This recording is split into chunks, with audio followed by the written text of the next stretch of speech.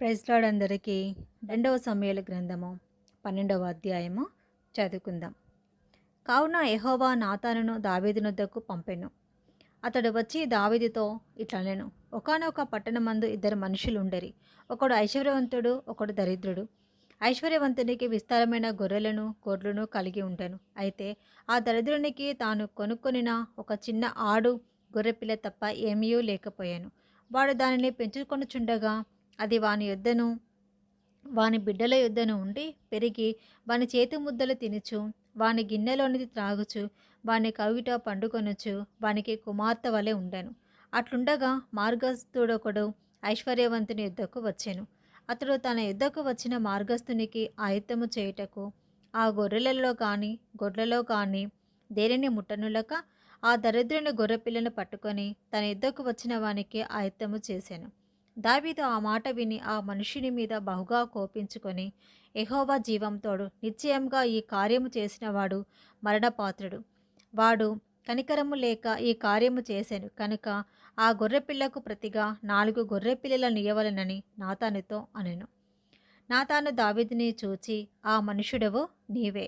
ఇశ్రాయేలు దేవుడైన యెహోవా సెలవిచ్చినదేమనగా, ఇశ్రాయేలు మీద నేను నిన్ను రాజుగా పట్టాభిషేకం చేసి సౌలు చేతిలో నుండి నేను విడిపించి నీ యజమాని నగరికి నీకు అనుగ్రహించి నీ యజమానుని స్త్రీలను నీ కౌగిట చేర్చి ఇశ్రాయేలు వారిని యూదా వారిని చేతికి అప్పగించి తిని ఇది చాలదని నీవు అనుకుని నెడల నేను మరీ ఎక్కువగా నీకు ఇచ్చి ఉందను. నీవు యెహోవా మాటను తృణీకరించి ఆయన దృష్టికి చెడుతనము చేసితివేమి? హిత్తీయుడగు ఊరియాను కత్తి చేత చంపించి అతని భార్యను నీకు భార్య అగునట్లుగా నీవు పట్టుకొని ఉన్నావు. అమ్మోనీల చేత నీవు అతని చంపించితివి కదా. నీవు నన్ను లక్ష్యం చెయ్యక హిత్తీయుడగు ఉరియా భార్యను నీకు భార్య అగునట్లుగా తీసుకొని నందున నీ ఇంటి వారికి సదాకాలం యుద్ధం కలుగును. నా మాట ఆలకించుము. యెహోవా నాకు నేను సెలవిచ్చినదేమనగా, నీ ఇంటి వారి మూలంలోనే నేను నీకు అపాయము పుట్టింతును. నీవు చూచుచుండగా నేను నీ భార్యలను తీసి నీ చేరువ వానికి అప్పగించేదను. పగటి యందు వాడు వారితో శయనించును. నీవు ఈ కార్యము రహస్యముగా చేసితివి, కానీ ఇశ్రాయేలు అందరూ చూచుచుండగా పగటి యందే నేను చెప్పిన దానిని చేయింతును అనెను. నేను పాపం చేసినని దావీదు నాతానుతో అనగా, నాతాను, నీవు చావకుండానట్లు యెహోవా నీ పాపమును పరిహరించెను. అయితే ఈ కార్యము వలన యెహోవాను దూషించుటకు ఆయన శత్రువులకు నీవు గొప్ప హేతువు కలగజేసితివి కనుక నీకు పుట్టిన బిడ్డ నిశ్చయముగా చచ్చునని దావీదుతో చెప్పి తన ఇంటికి వెళ్ళాను. యెహోవా ఊరియా భార్య దావీదునకు కనిన బిడ్డను మొత్తినందున అది బహు జబ్బు పడెను. దావీదు ఉపవాసం ఉండి లోపలికి పోయి రాత్రి అంతేవు నీలపడి ఉండి బిడ్డ కొరకు దేవుని బతిమాలగా ఇంటిలో ఎండికైన వారు లేచి అతనిని నేల నుండి లేవనెత్తుటకు వచ్చిరి. కానీ అతడు సమ్మతింపక వారితో కూడా భోజనం చేయక ఉండెను. 7వ దినమున బిడ్డ చావగా బిడ్డ ప్రాణంతో ఉండగా మేము అతనితో మాట్లాడినప్పుడు అతడు మా మాటలు వినక ఉండెను. ఇప్పుడు బిడ్డ చనిపోయినదని మనం అతనితో చెప్పినడలా తనకు తాను హాని చేసుకొనునేమో అనుకొని దావీదు సేవకులు బిడ్డ చనిపోయినన్న సంగతి అతనికి చెప్పవెరచిరి. అయితే దావీదు తన సేవకులు గుసగుసలాడుట చూచి బిడ్డ చనిపోయినన్న సంగతి గ్రహించి బిడ్డ చనిపోయినా అని తన సేవకులను అడగగా వారు చనిపోయేననిరి.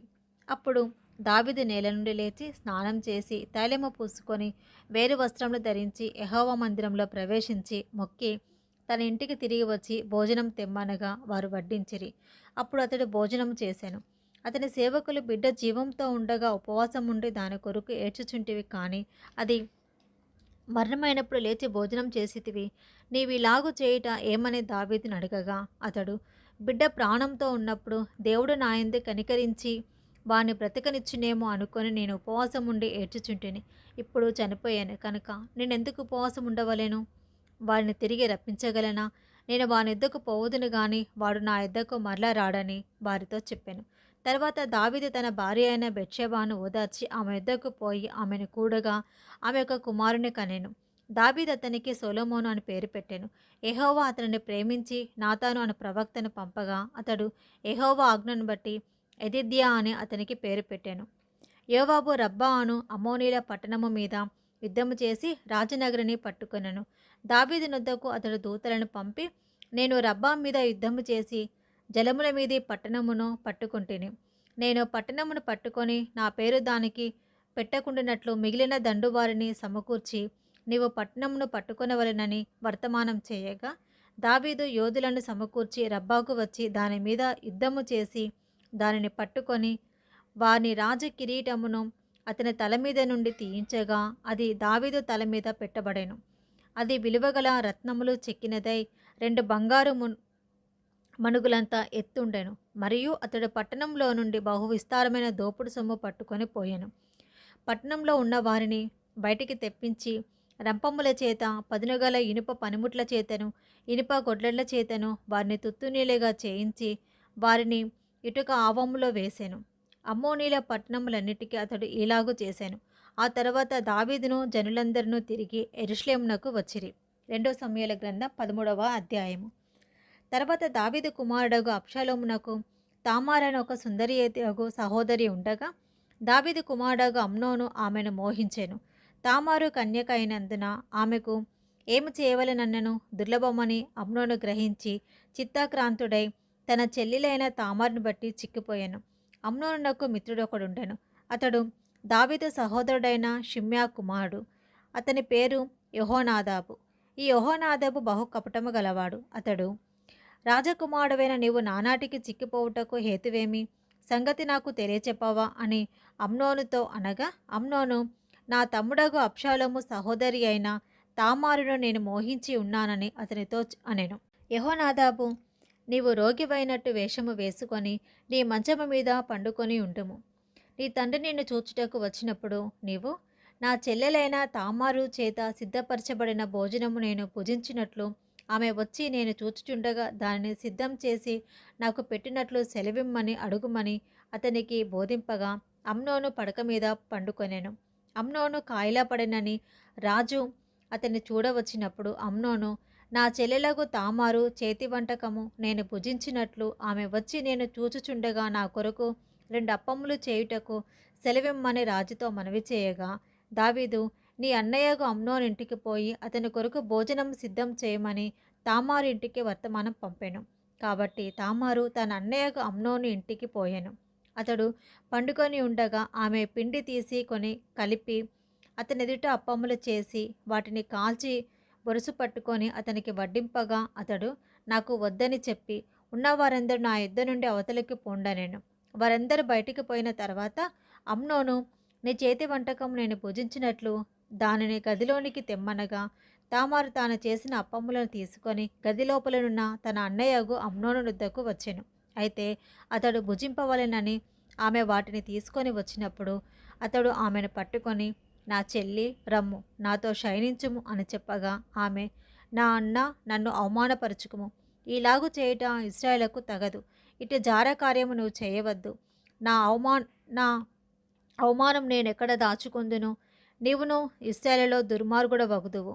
అయితే ఇందును గూర్చి రాజుతో మాట్లాడము, అతడు నన్ను నీకియ్యకపోడు అని చెప్పినను అతడు ఆమె మాట వినక ఆమెను బలవంతం చేసి అవమానపరిచి ఆమెతో శయనించెను.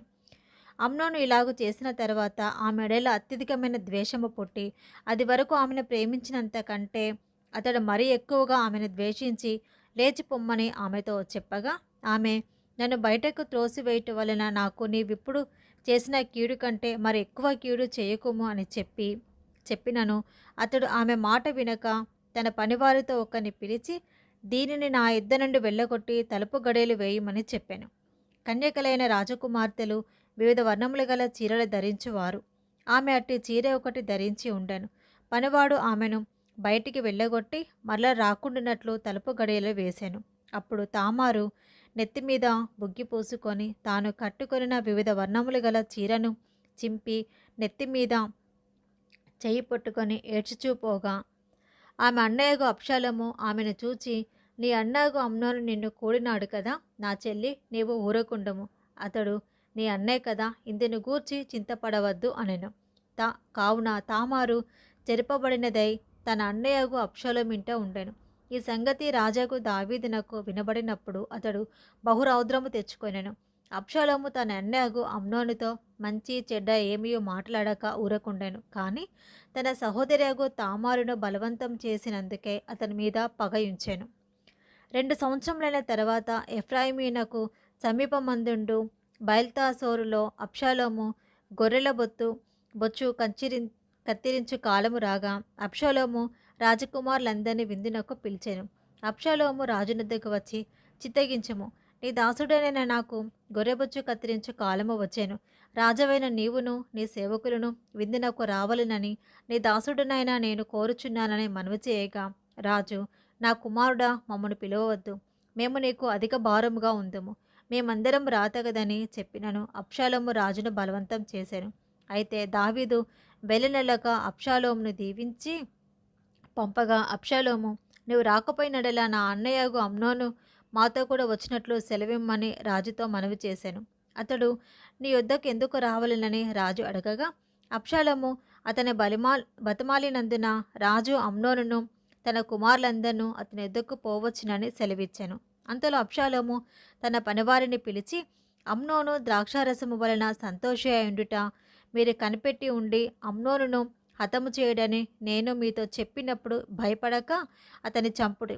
నేను కదా మీకు ఆజ్ఞ ఇచ్చి ఉన్నాను, ధైర్యం తెచ్చుకొని పౌరుషము చూపుడి అని గట్టిగా ఆజ్ఞ ఇచ్చాను. అబ్షాలోము ఇచ్చిన ఆజ్ఞ చొప్పున వారు చేయగా రాజకుమారులందరూ లేచి తమ కంచెరగాడిదలనెక్కి పారిపోయారు. వారు మార్గంలో ఉండగానే ఒకడును లేకుండా రాజకుమారులను అందరినీ అబ్షాలోము హతము చేసినని దావీదు నాకు వార్త రాగా అతడు లేచి వస్త్రములు చింపుకొని నీలపడి ఉండెను. మరియు అతని సేవకులందరూ వస్త్రములు చింపుకొని దగ్గర నిలబడి ఉండిరి.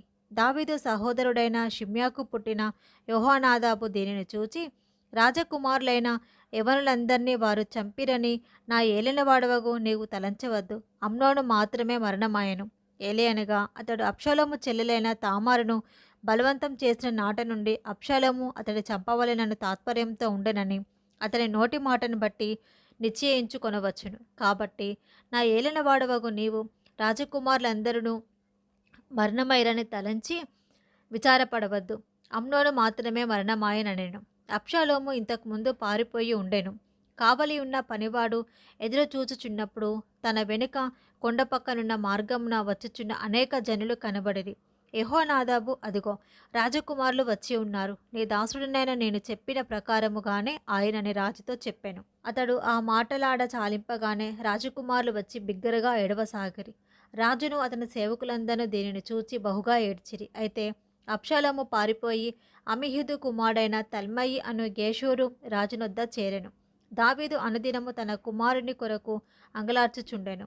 అబ్షాలోము పారిపోయి గేషూరునకు వచ్చి అక్కడ 3 సంవత్సరములున్న తర్వాత రాజైన దావీదు అమ్నోను మరణమాయననుకొని అతన్ని గూర్చి యోదార్పు నొందిన వాడై అబ్షాలోమును పట్టుకొనవలెనన్న ఆలోచన మానెను. ఇది ఈరోజు భాగం అండి. Praise the lord.